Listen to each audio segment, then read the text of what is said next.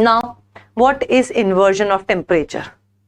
ठीक है, simple, it simply feels कि जहां टेम्परेचर ज्यादा होना चाहिए वहां पे temperature gets reduced, and where there should be less temperature there the temperature increases. So this is known as inversion of temperature. Now for the temperature to invert itself, there are certain conditions that should be there ताकि inversion हो सके. Now what should be the conditions? First, there should be a long winter night. You all know कि during the winters अंधेरा जल्दी हो जाता है, the sun sets much early, ठीक है, and there are longer nights. ठीक है, यही होता है. So there will be a long winter night when outgoing radiation is longer than incoming radiation. The outgoing radiations जो हैं, because of the long winter night, what happens is, this is earth.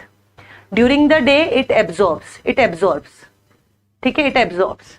But during the night what happens is, it reflects. So because of the longer nights, longer winter nights, the reflection of light, excuse me, the reflection of terrestrial radiation is much more as compared to the absorption of insolation. ठीक है, due to long winter nights. Next is clear skies. The sky should be clear ताकि जो air है, जो heat है, it can pass through. अगर if the sky is not clear, there are clouds. The clouds will absorb the heat, right? So there should be clear sky and there should be calm air. There should be air. There should be no turbulence. Turbulence disturbs the temperature. ठीक है, understood? So these are the major two conditions. There should be a long winter night, and second, the sky should be clear, and the third point is that the air should be calm and still. So these are the three conditions required for temperature inversion. ठीक है, I'll explain the diagram, but first, what are the types of temperature inversion? Inversion के types क्या होते हैं? We'll be discussing all these types. First is non-advectional and second is advectional. ठीक है, यहां तक कोई दिक्कत? Non-advectional and advectional. Does everybody know कि advectional और non-advectional में difference क्या होता है?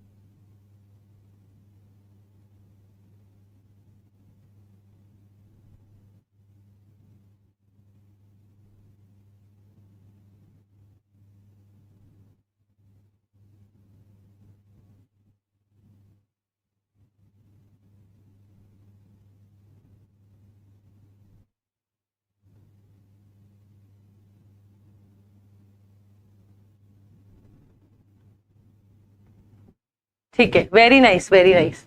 ठीक है, सो नॉन एडवेक्शनल इन्वर्जन जो होते हैं, एडवेक्शन अभी मैंने आपको बताया था horizontal. Advection is the horizontal movement, we studied about it. So advectional तो बेसिकली सरफेस जो होता है, प्लेन सरफेसेस होते हैं, वहां पर होता है मेजरली, एंड नॉन एडवेक्शनल में वर्टिकल इन्वर्जन होता है.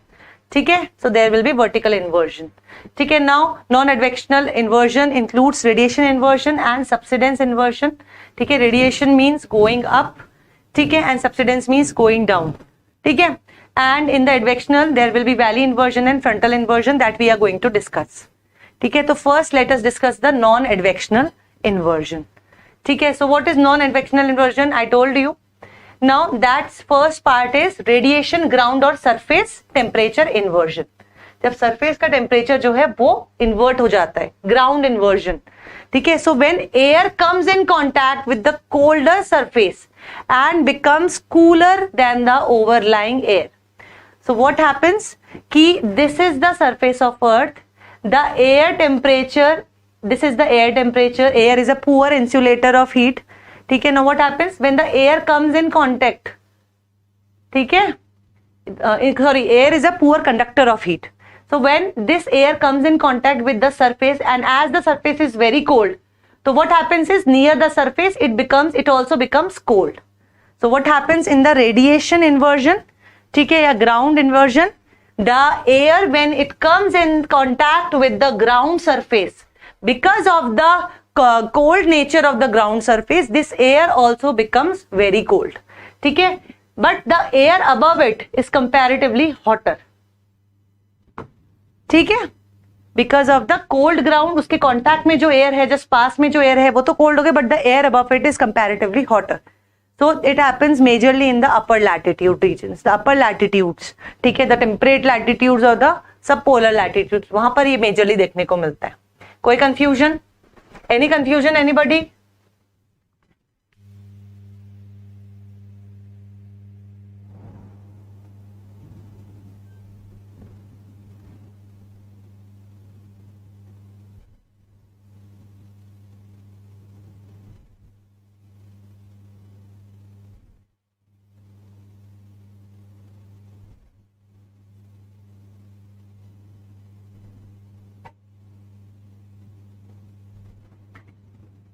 ठीक है, now next is subsidence inversion. ठीक है, now what happens is subsidence inversion, it develops where a wide spread layer of air descends when a air from the upper layers comes down. ठीक है, now what happens is कि जब air descend करती है, so the let's suppose this is the surface, the air is descending. So यहां पर जो air के मॉलिक्यूल्स हैं, the particles of air, the concentration of particles of air in this area because of the descending of air will increase. When the concentration of particles of air increases, जब वो particles पास में आ जाते हैं, so that causes the increase in atmospheric pressure. जब atmospheric pressure increase होता है, this causes heating. Air becomes warm. ठीक है, इसको आप सिंपल ऐसे एग्जाम्पल से you can learn कि let's suppose कि you are at a temple. ठीक है, summer time है, that there is a temple and there are lots of people in the room. What will happen? Along with the hot temperature, the human heat, ठीक है, that will also increase the overall temperature, right? So similarly, when the particles are coming down, it is descending, the particles are coming closer and due to the closeness, ठीक है, the temperature becomes warm and the air also becomes warm. Understood? ठीक है, समझ आ गया. Now what happens is कि as the air descends, the air at the higher altitudes, ऊंची side पे तो air comparatively cooler है, so at the higher altitudes become warmer than the lower altitudes. Sorry, as the air sinks low, the air at the higher altitudes become warmer than the lower altitudes. देख लीजिए एक बार, कोई confusion तो बता दीजिए.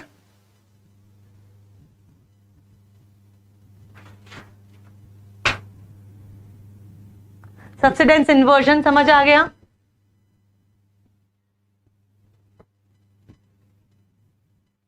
So this was the radiation inversion की lower layer cools by the contact with the cold surface. तो here the lower layer is cold. ठीक है, higher latitudes पे ये है. ठीक है, now but the upper layer is comparatively warm.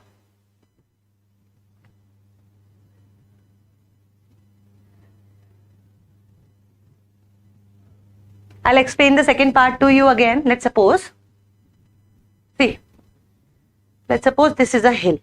ठीक है, this is a hill. Now what happens? The air is sinking. The air is coming down. Let's suppose कि यहां तक वो down आ गई. So here earlier this was the concentration, but due to the sinking of the air, the concentration of particles increased very much. जब particles, as the air is descending, the concentration of particles is increasing. Due to the concentration of particles, increased concentration of particles, atmospheric pressure will increase.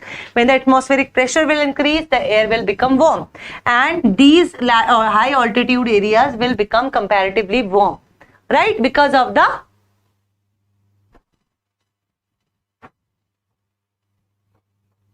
प्रशांत, मुझे आपका question समझ नहीं आ रहा है, शायद typing में कुछ मिस्टेक है. ठीक है, ये समझ आ गया. देन व्हाट हैपेंस कि higher altitude because of the sinking of air, बिल्कुल ग्राउंड तक नहीं गई है air, but because of the sinking of air to a little amount, what happens कि दीज ऑल्टीट्यूड रीजन्स, ठीक है, they experience comparatively lower higher temperature, warmer temperatures. But ये जो वैली वाला रीजन है, यहाँ पर हायर टेम्परेचर्स मिलते हैं, लोअर टेम्परेचर्स मिलते हैं, ठंड मिलती है. Many of the people you must have seen if you have ever been to a hill station कि वो वैलीज में घर ना बना के they make houses at the higher reaches. So that is one of the reasons. ठीक है, understood. Now advectional inversion में इंटरमॉन्टेन या वैली इन्वर्जन व्हाट हैपेंस कि the surface, I told you land cools very fastly, ठीक है, land cools very fastly and it heats up very fastly. So the surface क्या होता है, it cools very fastly as compare to the upper layers. ठीक है, now what happens कि the air it becomes denser in the upper layer, the cool air becomes denser and it sinks down. ठीक है, जब ये नीचे बैठती है तो yes Prashant, yes yes yes, there is radiation also. These processes are complementary, ये दोनों साथ में चलते हैं. रेडिएशन होगा तो एब्जॉर्प्शन भी तो होगा. सारी हीट अगर रेडिएट हो गई, मान लीजिए all the heat is radiated, then the earth will become very cold, and if all the heat is absorbed, ठीक है, then the earth will become very warm. Any doubt Prashant? Okay, ठीक है, understood everybody. तो what happens is कि air जो warmer air है, ठीक है, now what happens, the air जो है हमारी जो है cold air, it sinks down, whereas when it sinks down it displaces the warmer air to the upper parts. Right, when it displaces the warmer air to the upper parts, what will happen कि यहां पर तो warmer air हो गई, लेकिन lower parts में comparatively colder air हो गई. तो बेसिकली आपने देखा होगा कि जो लोअर रीजन्स होते हैं, ठीक है, दे एक्सपीरियंस फ्रॉस्ट, पाला जिसे हम हिंदी में बोलते हैं, frost during the night in winter nights. Winters में होता है ना ऐसा कि जो लोअर रीजन्स होते हैं दे एक्सपीरियंस फ्रॉस्ट.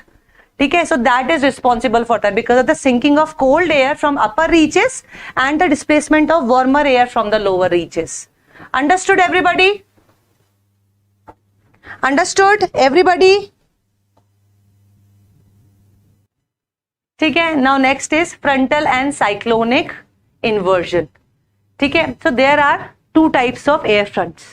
ठीक है, air masses can be of two types, warm और कोल्ड. ठीक है, they can be of two types, warm and cold. When the warm and cold air fronts meet, ठीक है, when warm air meets with the cold air, warm front, because warm front is lighter, warm front जब ये meet कर रहे हैं तो warm front rises up whereas the cold front subsides. ठीक है, it sinks down. ठीक है, now basically it happens in the temperate zones and causes cyclonic condition due to the displacement of warmer air by the colder air. ठीक है, it results in the formation of cyclonic storms in temperate regions. ठीक है, now what happens, I am explaining that to you again कि when two air fronts, one is warm and one is comparatively cold, जब ये दोनों contact में आते हैं, what happens, the warm air front वो उसके ऊपर जो है जाने लग जाता है and the cold air front it sinks down. इस तरीके से ये नीचे जाता है. ठीक है, समझ आ गया सबको? यहां तक कोई दिक्कत किसी को? यहां तक कोई दिक्कत? ठीक है, अब क्या हुआ? ठीक है, ये हुआ कि warm air is at the upper reaches whereas the cold air is at the lower reaches. Now as I told you कि नॉर्मल लैप्स रेट जो होती है, ये जो नॉर्मल लैप्स रेट होती है दैट इज 6.5 डिग्री सेल्सियस पर kilometre. ये हमने देखी थी कल या आज भी देखी थी.